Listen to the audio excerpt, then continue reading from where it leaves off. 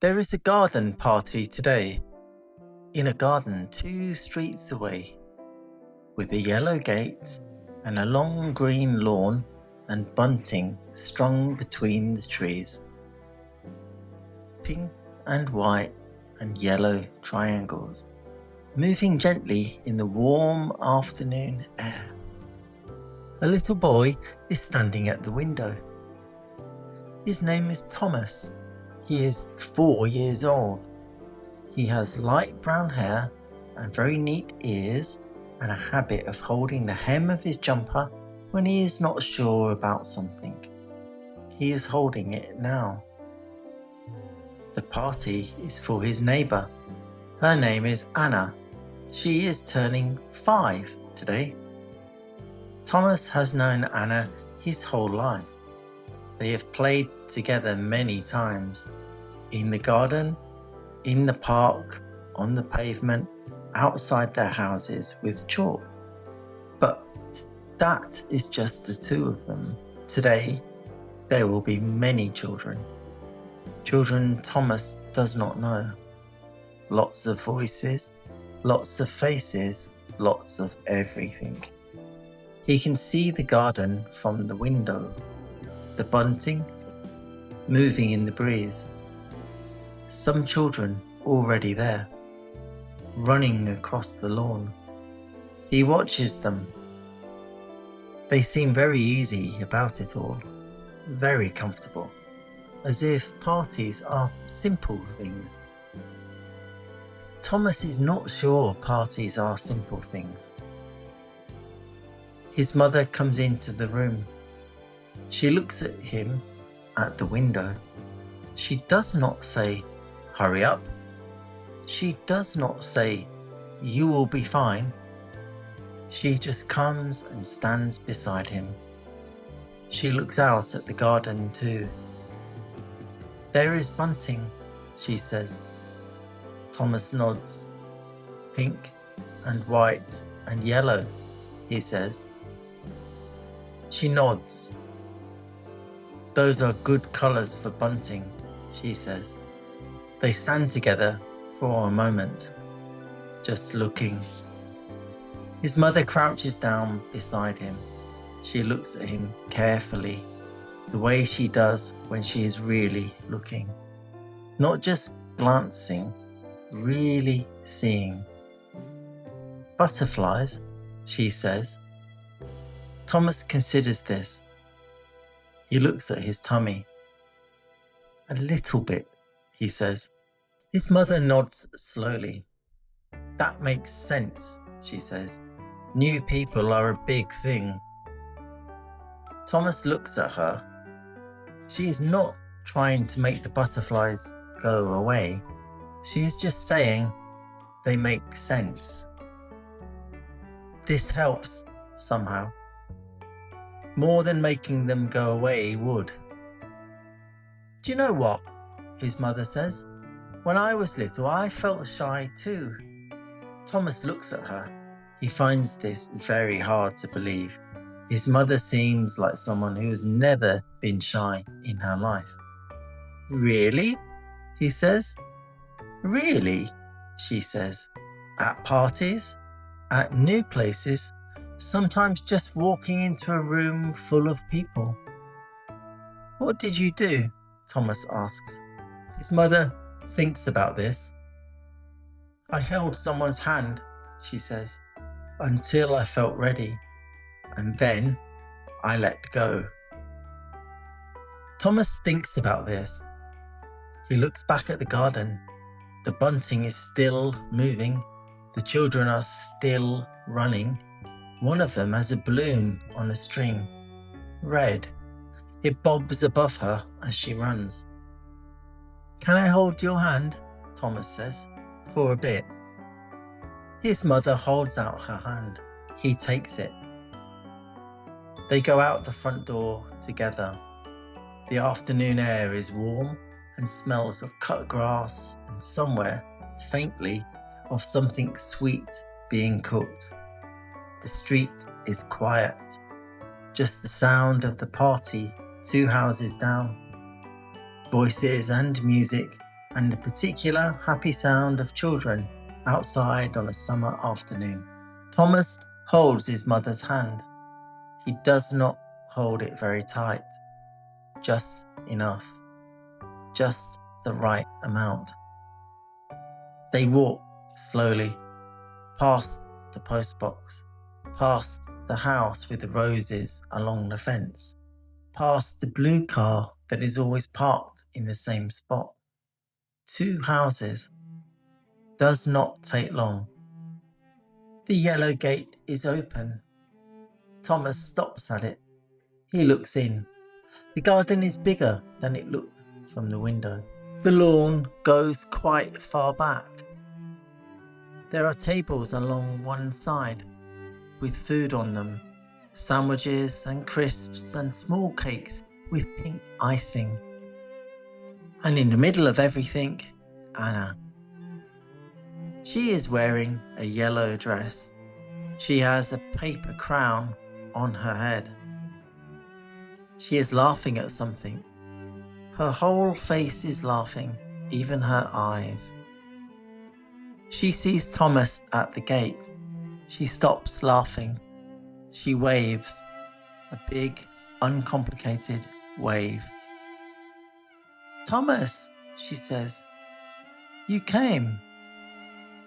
Thomas lifts his free hand and waves back. A smaller wave, but it is there. Anna runs over. She stops just in front of him. She looks at him and then at his mother and then back at him. Come and see the cake, she says. It has a rabbit on it. Thomas looks at his mother. She smiles. She does not push. She just smiles. He looks back at Anna. A rabbit, he says.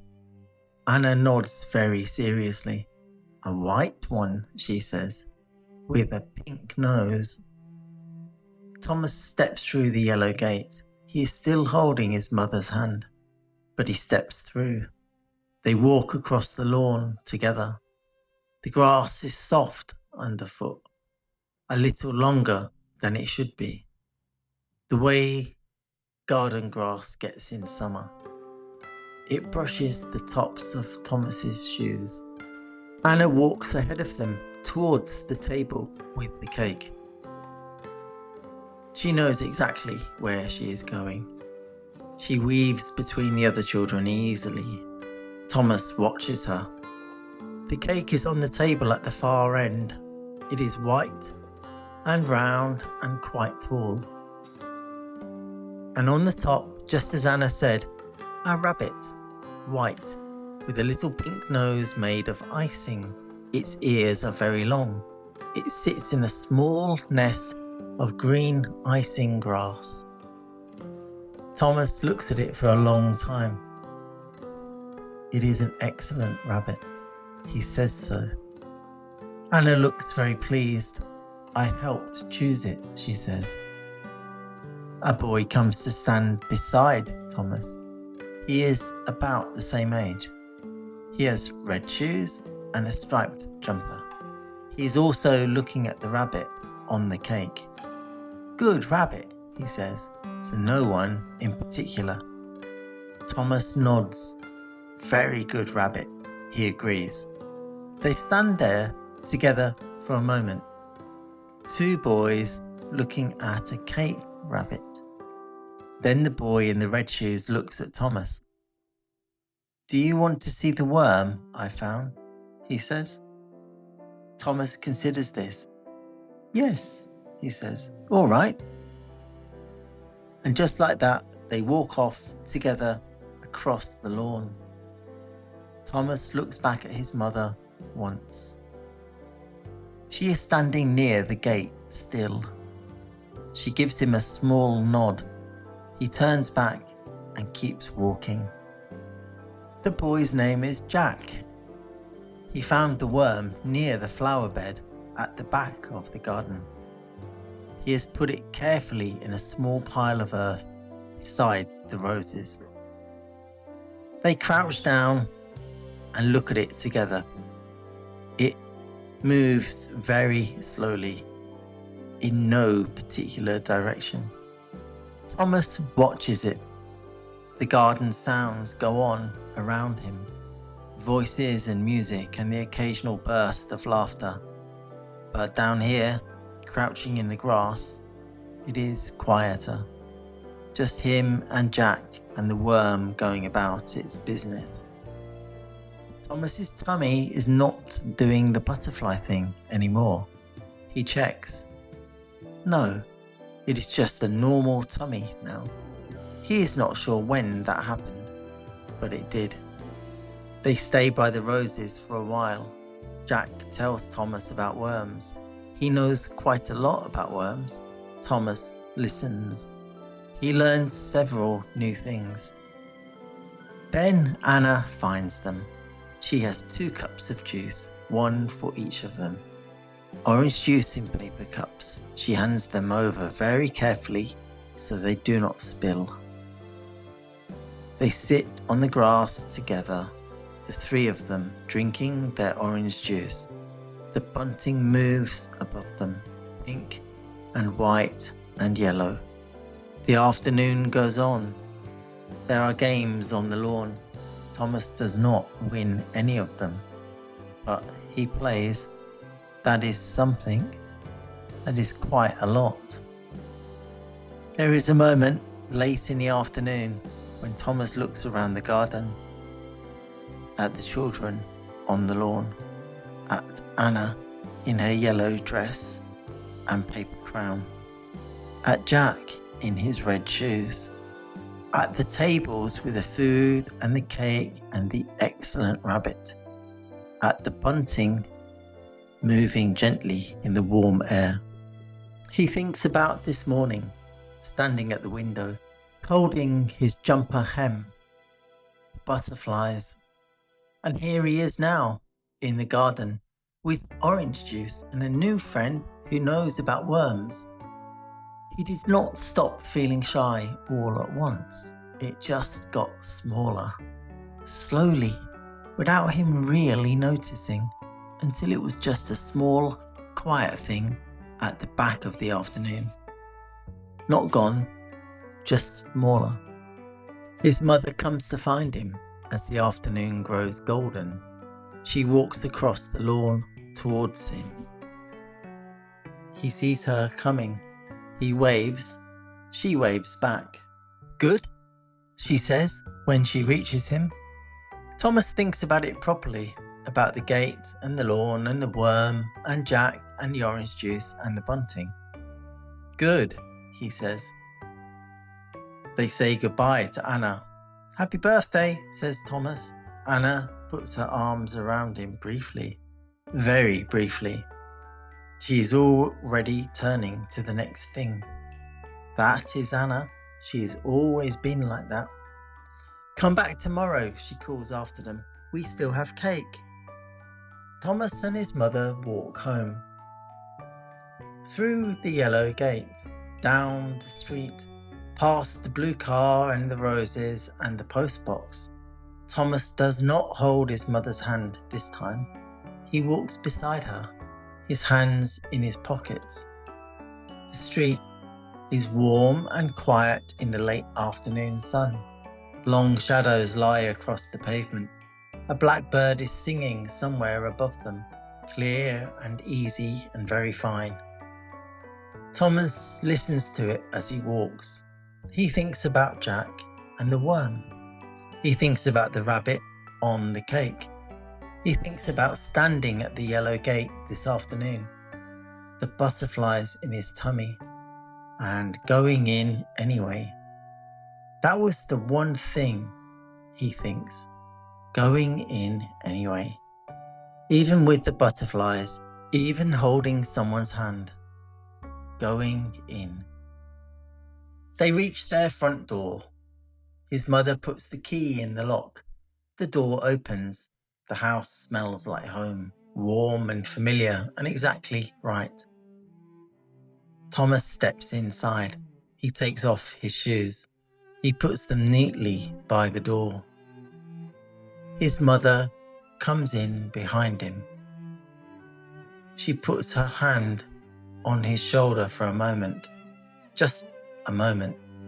Then she goes to the kitchen. Thomas goes to the sitting room window. He looks out at the street. The golden afternoon light is on everything. The roses on the fence across the road. The blue car. The post box.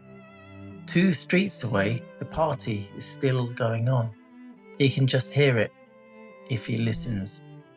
Very faint voices and music. The happy sound of an afternoon that is not quite finished yet. Thomas listens for a moment. Then he goes to find his mother in the kitchen. Later, when dinner is done and the kitchen is tidy and the sky outside has turned deep blue, Thomas is in bed. His room is quiet. The curtains are closed. A thin line of light comes under the door from the hall. He is lying on his back. His hands are on top of the blanket. His eyes are open, looking at the ceiling.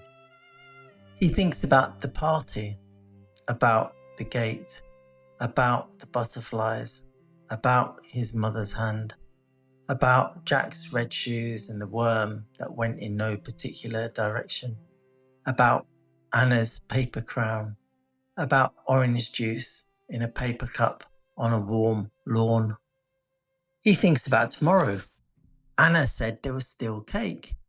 He thinks he will go. He thinks he will knock on the yellow gate himself.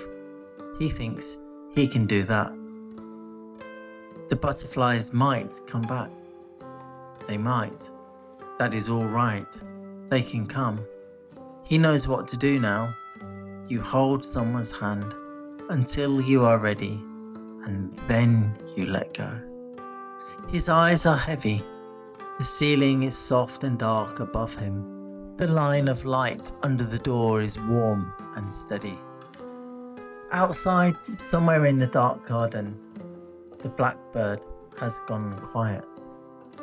All the birds have gone quiet now. The street is still.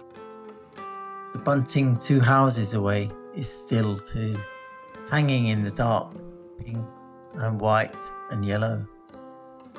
Not moving, just resting, the way everything rests at the end of a warm day. Thomas breathes in, he breathes out. His hands are soft on the blanket. His tummy is calm. No butterflies now. Just the good, heavy feeling of a day that was hard at the beginning and warm at the end. He thinks of the worm one more time, going in no particular direction, very slowly, very calmly, just going. He smiles, just a small one, in the dark, for no one but himself.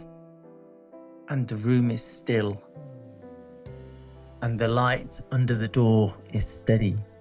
And somewhere in the quiet house, his mother is moving softly about, doing the last small things of the evening. The sounds of a house settling into night, familiar and close and good.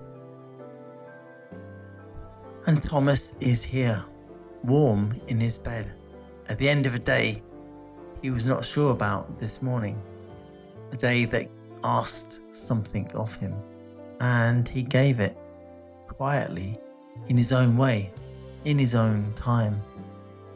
The butterflies come sometimes. That is all right. They are allowed. They do not mean something is wrong. They just mean something is new. And new things are big, and big things take courage. And courage does not mean the butterflies go away. It just means you go in anyway. Through the yellow gate, onto the warm lawn, towards the cake with the excellent rabbit. One step, and then another, and then another, until you are there, until you are in, until you are sitting on the grass with a paper cup of orange juice, and a new friend who knows about worms. And the butterflies have gotten small and quiet somewhere in the background of the afternoon. And the bunting is moving gently above you, pink and white and yellow. And everything is all right, and everything is warm, and everything is...